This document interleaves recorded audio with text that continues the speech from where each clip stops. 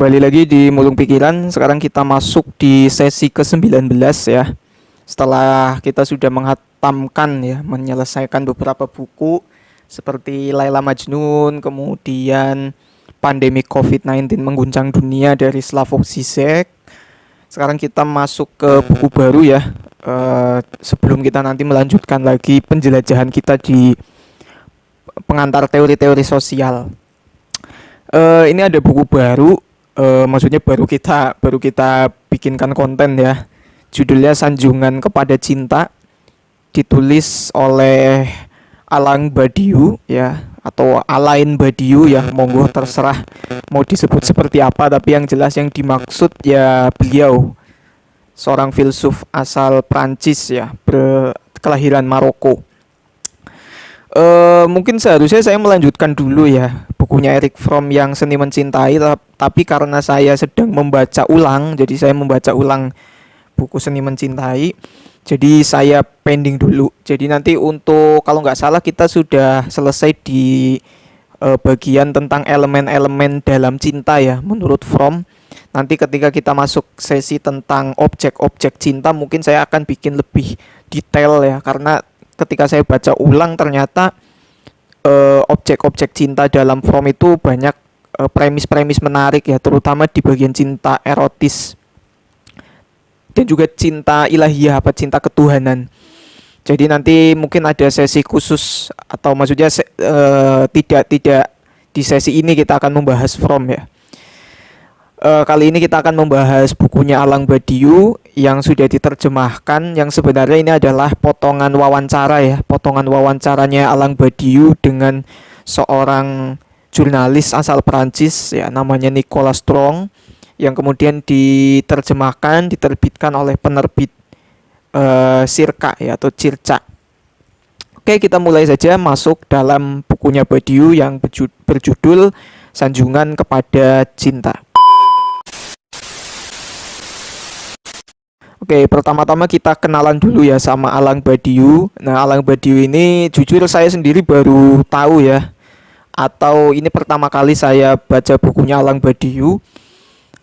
Dia kelahiran Maroko, kalau saya cari di internet kelahiran Maroko 17 Januari 1937, walaupun kayaknya kalau di beberapa artikel mungkin dia lebih dikenal sebagai filsuf ya, asal Prancis mungkin ya.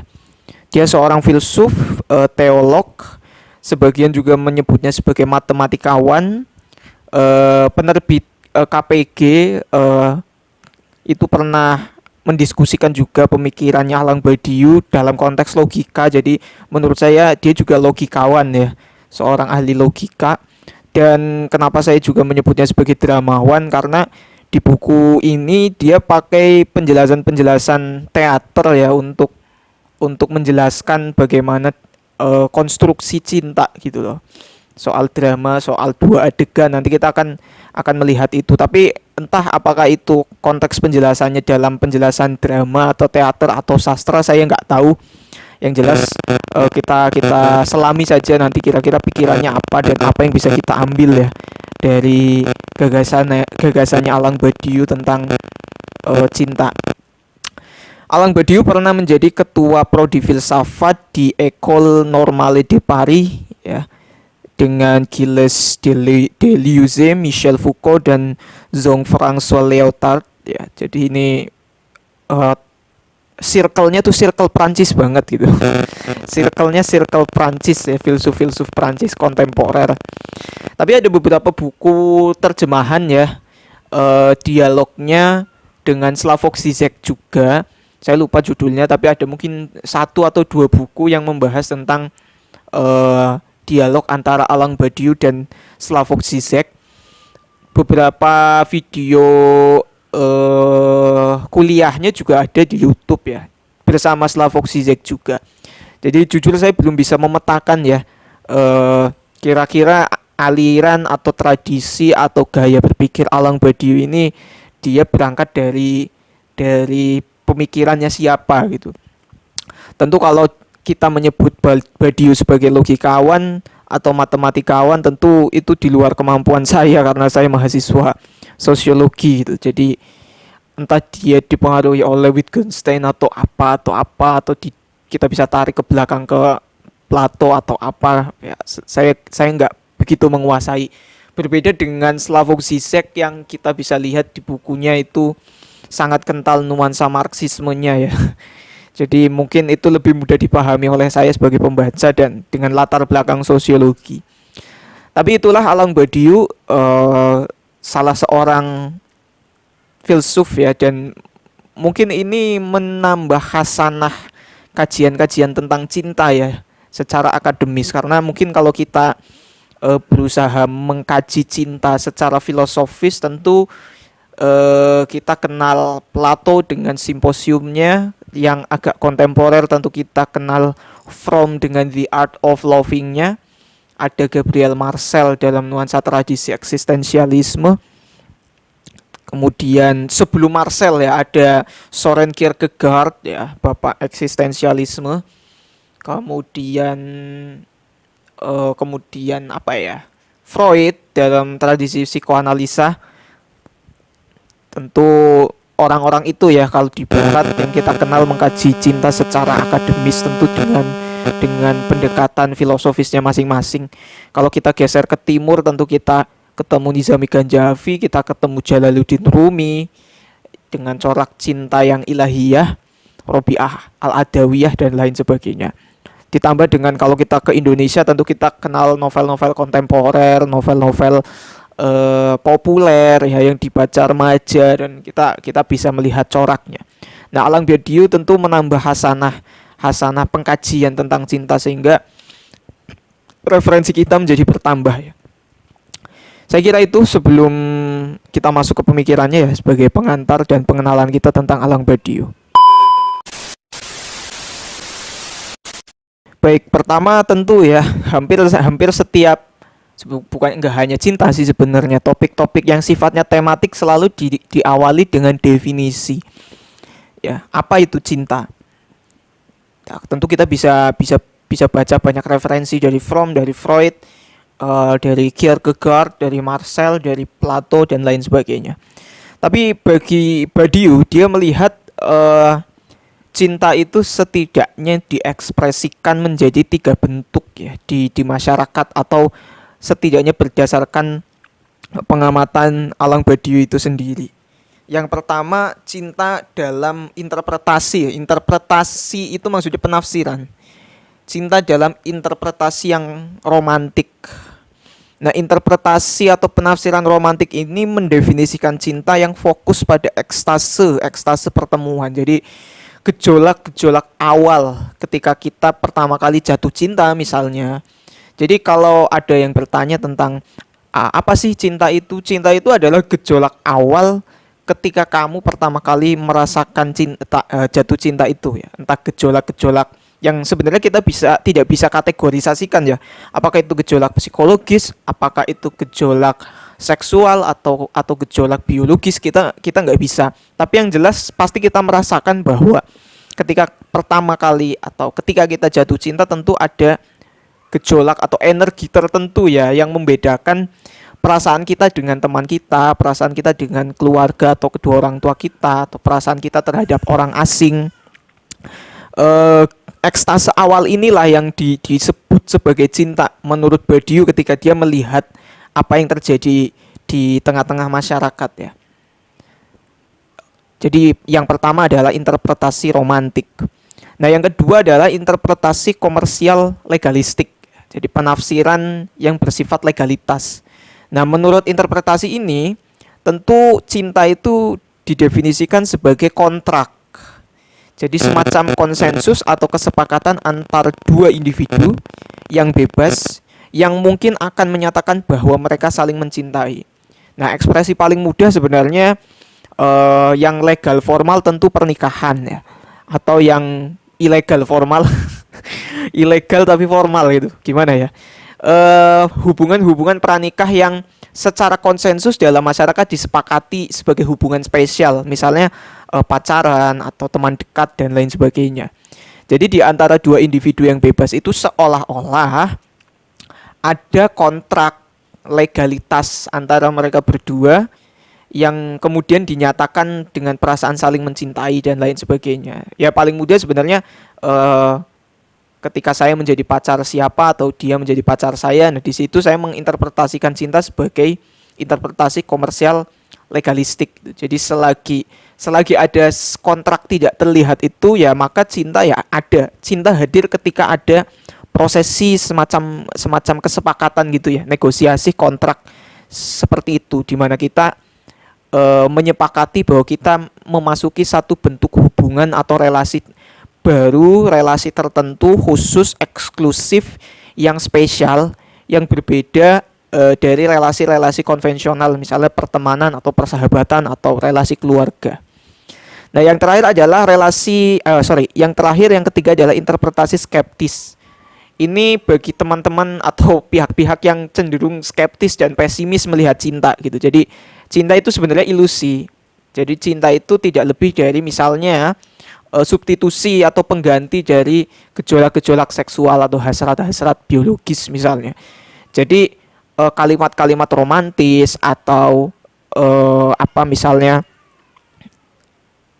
bunga-bunga atau pemberian-pemberian atau perhatian atau apapun ekspresi itu sebenarnya hanya bunga-bunga saja, hanya bentuk-bentuk keindahan yang nantinya akan dianggap sebagai manifestasi atau perwujudan dari cinta. Cinta itu sendiri sebenarnya nggak ada gitu loh. Bagi seorang skeptis ya, bagi seseorang yang menginterpretasikan cinta secara skeptis, dia pasti ragu-ragu bahwa benar nggak sih cinta itu ada, atau cinta itu sebenarnya hanya sekedar komersial legalistik misalnya, atau bahkan negosiasi atau transaksi ekonomis. Jadi saya mendapatkan apa dan Anda mendapatkan apa, Anda memberikan apa, maka saya harus mendapatkan apa. Atau dia tidak lebih dari substitusi hasrat seksual gitu. Sebenarnya kamu tuh nggak cinta saya, mungkin kamu hanya ingin menikmati tubuh saya, atau kamu hanya ingin apa menikmati hasrat-hasrat seksual yang saya miliki dan lain sebagainya. Nah, itu adalah ketiga interpretasi tentang cinta. Nah, pertanyaannya adalah mana yang benar? Tentu Badiou tidak memberikan dalam bukunya ini ya, tidak memberikan jawaban yang pasti bahwa alangkah lebih baiknya kita memilih salah satu interpretasi, karena justru Badiou melihat tiga interpretasi ini adalah tiga interpretasi yang nggak cocok bagi dia gitu loh. Dia punya interpretasi lain, tapi ketika dia ditanya cinta itu apa, ya kita bisa lihat di publik bahwa cinta itu terekspresikan dalam tiga penafsiran, tiga interpretasi. Nah, kalau saya mencoba untuk melihat celah di antara tiga interpretasi ini, tiga-tiganya tentu punya kelemahan ya. Yang pertama, kalau kita berhenti menganggap cinta sebagai atau menginterpretasikan cinta hanya secara romantik, tentu itu manipulatif ya. Artinya ekstase awal atau gejolak awal itu sometimes kita bisa merasakan adanya kehilangan gitu loh. Kita bisa berasumsi ketika energi atau gejolak atau ekstase yang kita rasakan di awal pertemuan itu lambat laun akan menghilang dengan berbagai alasan. Dan hilangnya energi atau ekstase itu, maka kita berasumsi bahwa cinta kita hilang. Kalau cinta kita hilang, maka wajar bagi kita untuk beralih ke yang lain atau mencari yang lain, lalu kita menghadapi atau mengalami ekstase baru lagi, kemudian ekstase itu hilang, gejolak itu hilang, kita cari lagi dan seterusnya. Jadi ini interpretasi yang membawa kita justru menjadi seorang Don Juan kalau kata Soren Kierkegaard gitu. Jadi beralih-alih pasangan atau berganti-ganti perasaan dan lain sebagainya. Nah, yang kedua, interpretasi komersial legalistik tentu celahnya adalah kita berhenti pada kontrak tadi ya. Jadi selagi saya adalah pasangan Anda dan Anda pasangan saya, atau saya pacar Anda atau Anda pacar saya, maka itu sudah cukup. Selebihnya apakah di dalamnya saya benar-benar menyayangi Anda atau saya benar-benar memperhatikan Anda, itu tidak penting. Yang faktanya bahwa saya terikat kontrak yang tidak terlihat ya, dalam bentuk relasi apapun ya, entah pacar, entah pernikahan, itu sudah bukti cinta. Persoalan saya apakah saya menafkahi Anda, apakah saya memberikan Anda kenyamanan, itu tidak tercover dalam interpretasi ini gitu. Jadi sangat sangat kaku ya, sangat kaku. Interpretasi yang kedua ini sangat kaku. Seolah-olah kalau saya pacar Anda, Anda pacar saya, selesai gitu. Saya tidak perlu menjaga apa-apa, saya tidak perlu melakukan apa-apa, saya tidak perlu mewujudkan apa-apa karena kontrak-kontrak yang dimaksud body itu saja sudah cukup gitu loh. Tentu interpretasi ini membatasi kita untuk merasa bertanggung jawab atas perasaan kita. Nah, yang ketiga, interpretasi skeptis ini tentu menurut saya bagi orang-orang yang mungkin pernah patah hati atau pernah tersakiti sehingga dia seolah-olah menganggap cinta itu ilusi ya, tidak lebih dari transaksi, tidak lebih dari substitusi atau pengganti hasrat seksual dan lain sebagainya. Kalau yang ketiga ini kita hanya perlu meyakinkan orangnya ya. Artinya enggak kok, cinta itu tidak seburuk itu. Kamu tidak perlu sepesimis itu gitu. Nah, saya kira itu pendapat saya tentang interpretasi ini dan celah-celah yang ada di dalamnya. Nah, mari kita lihat bagaimana Alang Badiou menawarkan ya proposalnya atau gagasannya tentang cinta itu sendiri. Baik, kalau kemudian tiga interpretasi di atas itu tidak memberikan kita jawaban tentang bagaimana seharusnya cinta, lantas seharusnya cinta itu seperti apa? Apa yang harus kita bangun ya, atau apa yang harus kita wujudkan untuk mencapai cinta gitu, terutama menurut Alang Badiou. Nah, di sini ada beberapa asumsi dasar atau premis-premis yang diajukan oleh Badiou tentang bagaimana seharusnya cinta itu terjadi. Yang pertama adalah cinta mengandung elemen awal yang memisahkan, melepaskan, dan membedakan.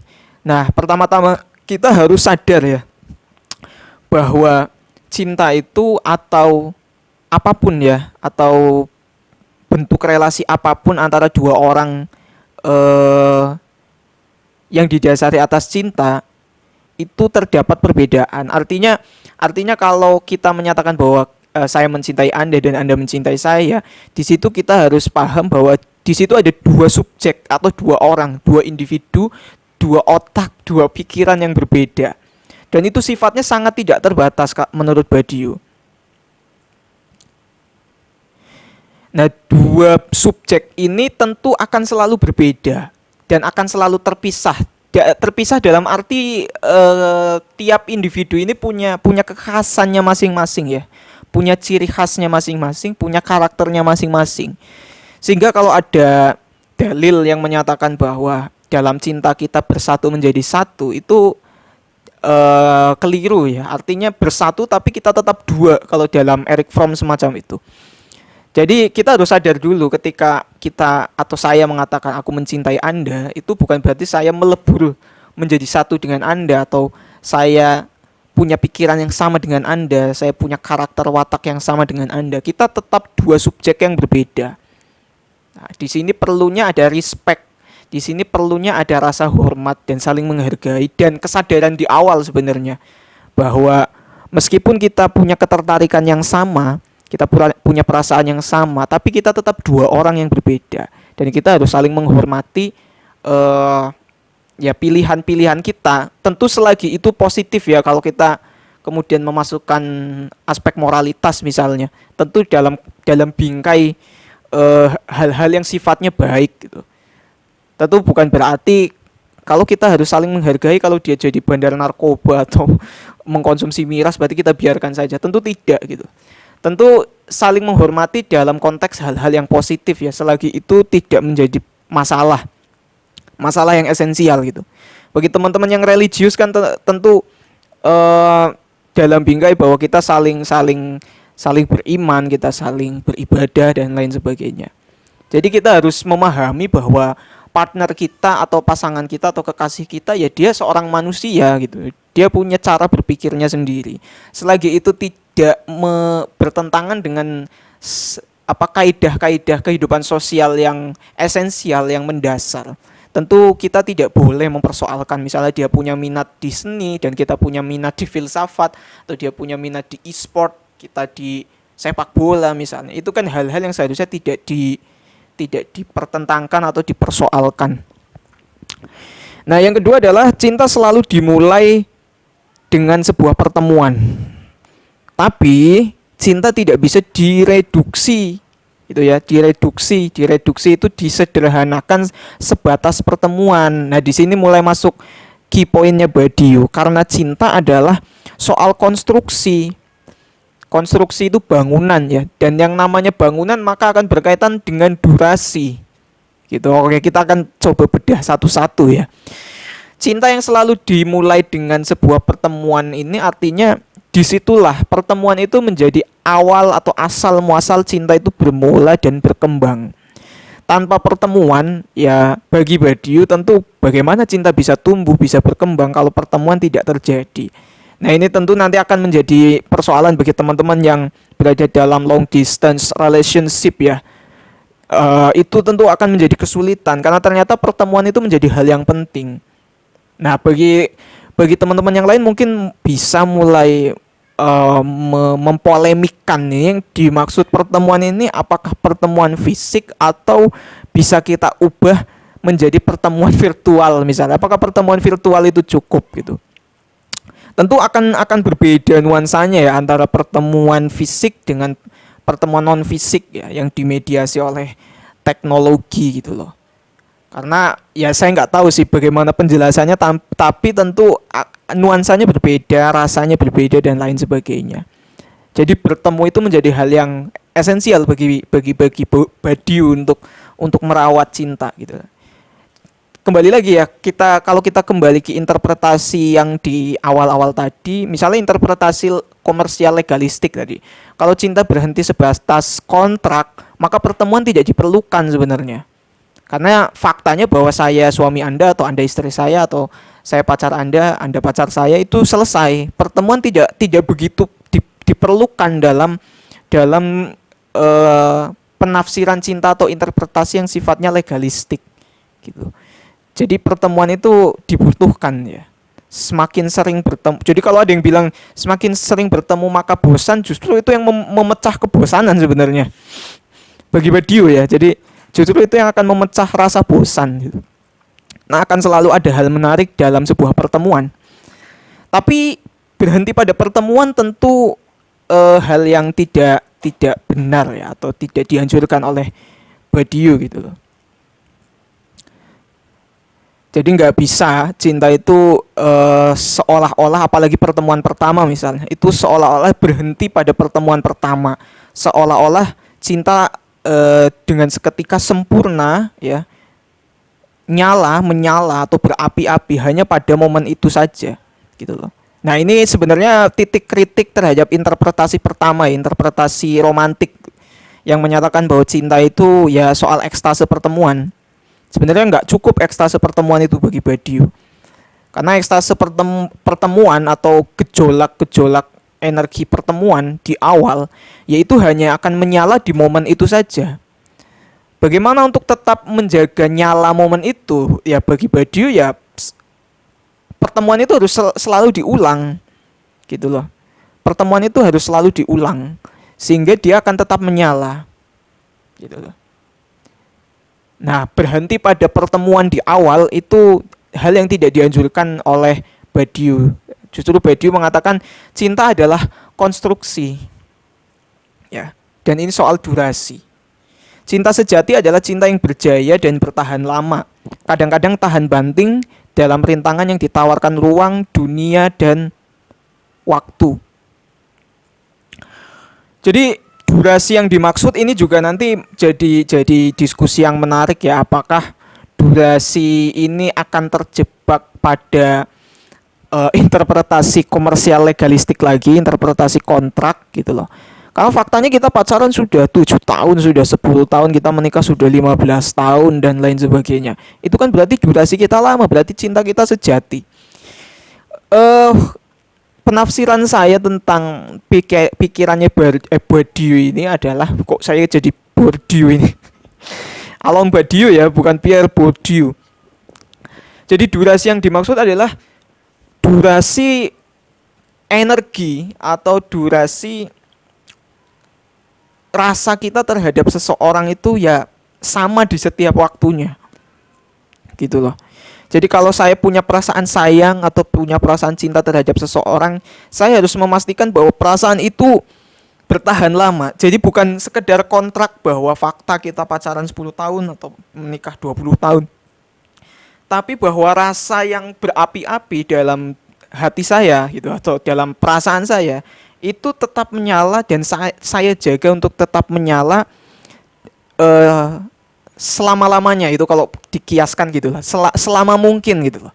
Bahkan harus tahan terhadap rintangan yang ditawarkan ruang, dunia dan waktu gitu loh. Rintangan itu bisa jadi godaan pihak ketiga atau rasa bosan yang hadir dalam diri kita atau keengganan-keengganan kita atau mungkin tingkah laku partner kita atau pasangan kita yang mungkin membuat kita merasa unmood atau merasa tidak baik. Itu kan bagian dari rintangan untuk menjaga konsistensi rasa gitu.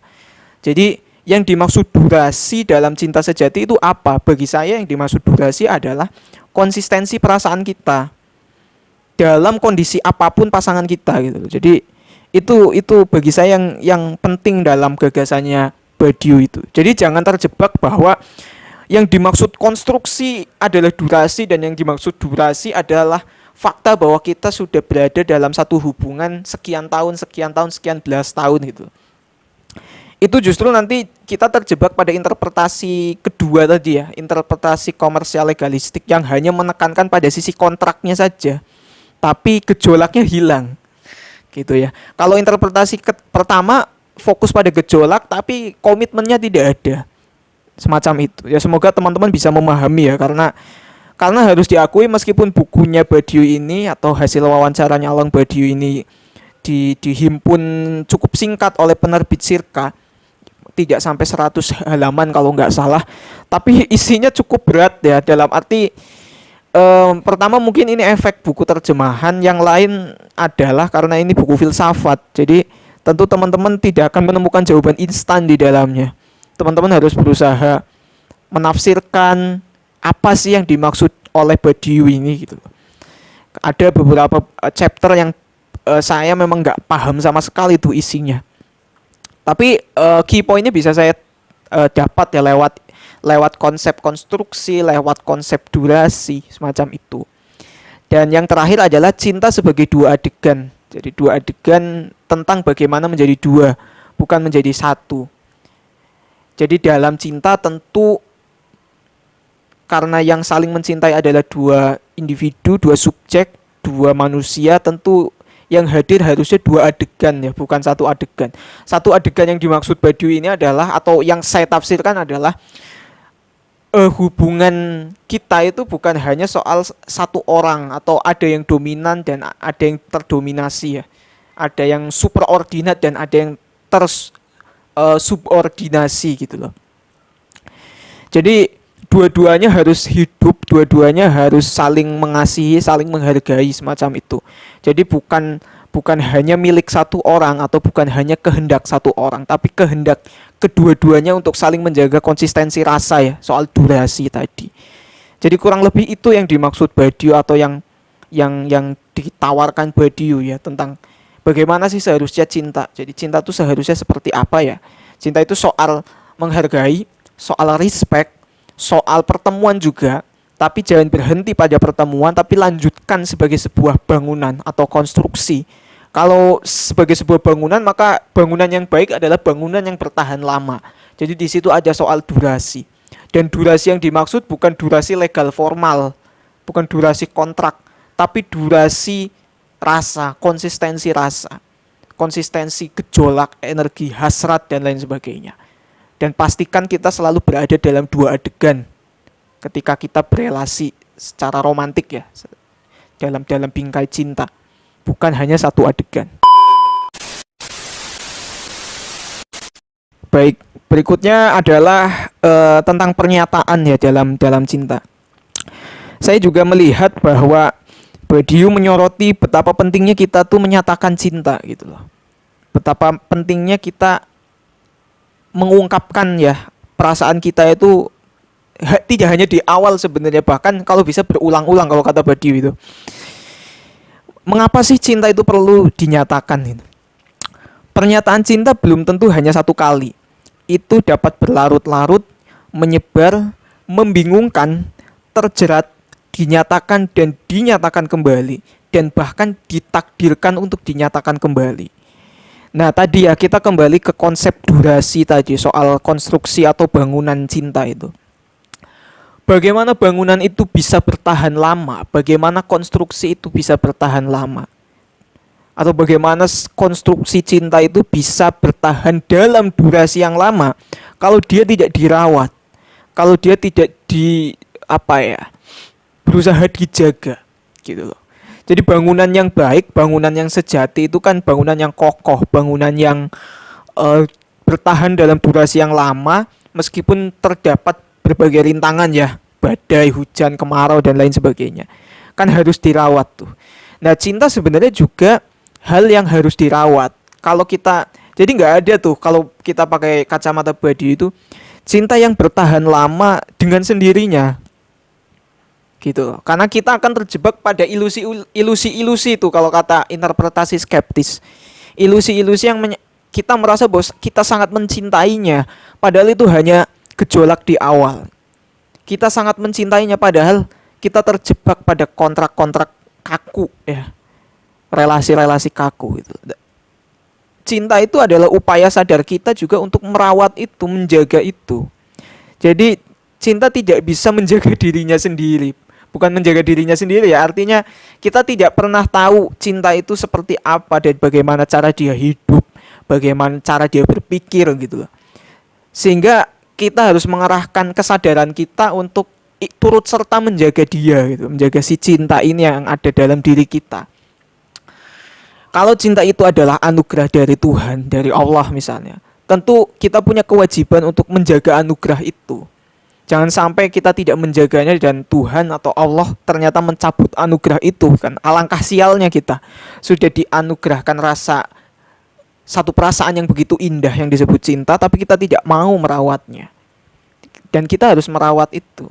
Dan bagi Badiou, salah satu cara untuk merawatnya adalah menyatakan. Cinta harus selalu dinyatakan. Dan bahkan kalau kata dia, ditakdirkan untuk dinyatakan kembali. Gitu loh.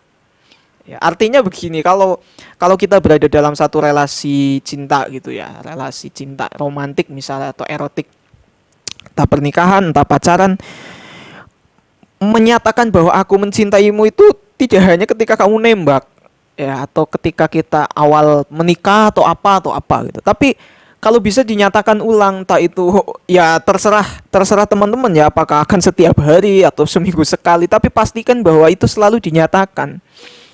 Supaya energinya selalu hadir, supaya kobarannya itu ya selalu menyala, dia tidak mati, dia tidak beku, gitu loh. Jadi cinta selalu ditakdirkan untuk dinyatakan kembali.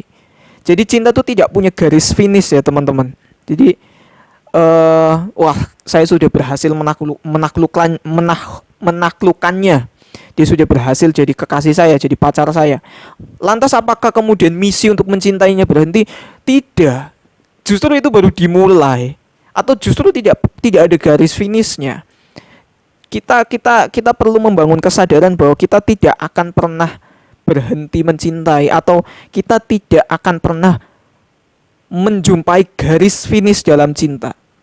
Karena cinta itu ya kita akan mengikutinya terus. Kita akan terus berusaha menggapainya. Merasa bahwa diri kita ini belum mencintai, belum penuh cinta, sehingga kita tiap hari itu berusaha untuk selalu menjadi pribadi yang penuh cinta, selalu mencintainya, berusaha sangat loveable gitu ya. Nah itu, dan salah satu caranya adalah menyatakannya. Jadi jangan malu ya buat teman-teman untuk menyatakan kembali perasaannya, menyatakan bahwa Anda menyayanginya. Anda ulang-ulang terus itu dengan berbagai kemasan, dengan berbagai trik-trik Anda. Itu sebenarnya hal yang baik, bukan hal yang norak, bukan hal yang ketinggalan zaman, atau bahkan hal yang membosankan. Atau teman-teman yang punya partner atau punya pasangan yang hampir setiap hari dia menyatakan perasaannya, itu bukan dia ada maunya juga. Jangan-jangan dia berusaha untuk menjaga konsistensi rasanya itu, soal durasi tadi.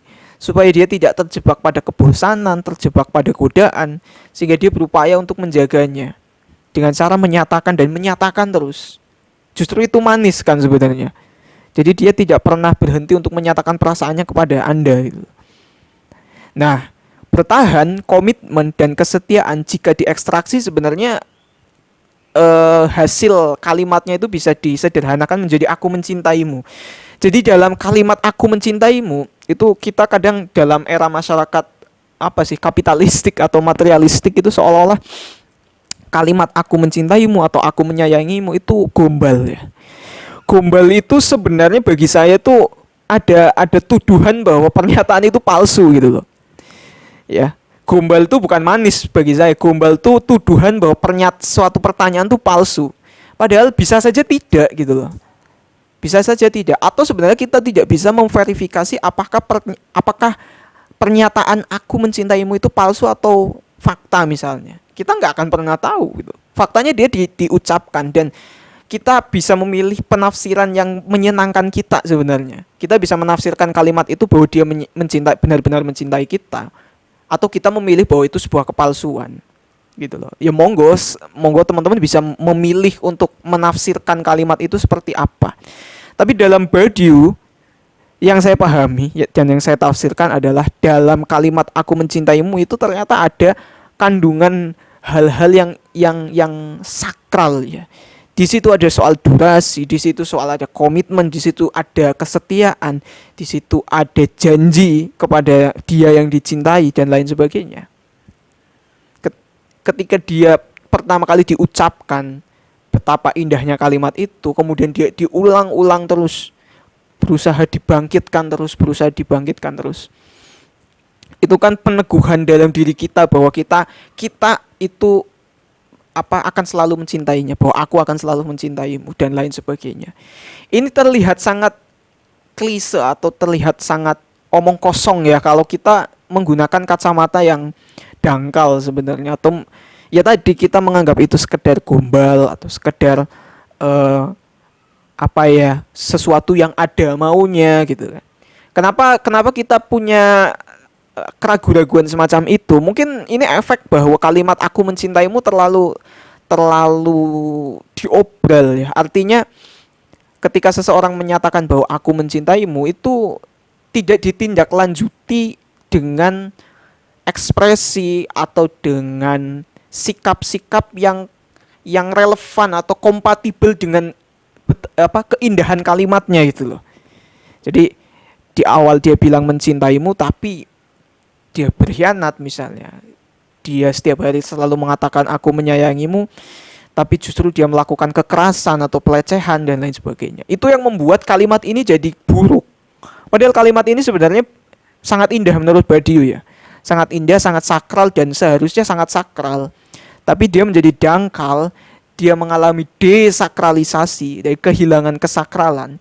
Itu karena ya pernyataan tidak ditindaklanjuti dengan praktik atau sikap yang kompatibel ya, yang selaras dengan pernyataannya gitu loh. Jadi banyak kontradiksi dalam kalimat itu ketika ada pernyataan aku mencintaimu tapi faktanya sikapnya tidak seperti itu gitu. Dan lain sebagainya. Jadi disinilah mengapa cinta itu perlu dinyatakan ya. Oke, baik, mungkin itu dulu ya dari Along Badiou. Sebenarnya masih ada 2 bagian lagi, yaitu tema tentang kesetiaan dan hal-hal yang harus dihindari atau kita hindari dalam cinta. Tapi itu mungkin akan saya sampaikan di sesi berikutnya supaya durasi videonya tidak begitu lama ya. Tapi yang jelas saya pikir mengapa kemudian penerbit Sirka memberikan judul ya, atau Badiou sendiri memberikan judul hasil wawancaranya ini dengan judul Sanjungan Kepada Cinta, karena memang sudah selayaknya cinta itu mendapat sanjungan ya. Kenapa kemudian kita merasa cinta tidak perlu disanjung? Karena mungkin kita ini yang merusak kesakralan cinta itu. Kita ini yang mengkhianati keindahan-keindahan yang sudah dianugerahkan Tuhan lewat ciptaannya yang disebut sebagai cinta itu. Jadi lewat tadi ya, lewat konstruksi, lewat durasi, lewat konsistensi rasa dan bagaimana cinta ditakdirkan untuk dinyatakan ulang, itu sebenarnya menyiratkan bahwa memang cinta itu layak untuk disanjung. Dan kita memang memang sudah seharusnya melakukan sanjungan kepada cinta itu sendiri. Sebenarnya kalau kita tarik secara ilahiyah ya, lari-larinya nanti sanjungan kepada Tuhan. Karena Tuhanlah yang menciptakan cinta itu. Oke, saya kira itu saja untuk sesi kita tentang Along Badiou, tentang sanjungan kepada cinta. Kita mungkin akan kembali lagi di sesi berikutnya. Entah saya akan kembali ke Badiou, entah saya akan kembali ke Erich Fromm, atau saya melanjutkan pengantar teori sosial. Nggak tahu nanti ya, semutnya saya. Terima kasih buat teman-teman yang setia nonton Mulung Pikiran. Tentu teman-teman bisa baca bukunya langsung ya, supaya merasakan pengalaman membacanya secara langsung. Saya kira itu, terima kasih. Sekian, sampai jumpa di sesi berikutnya.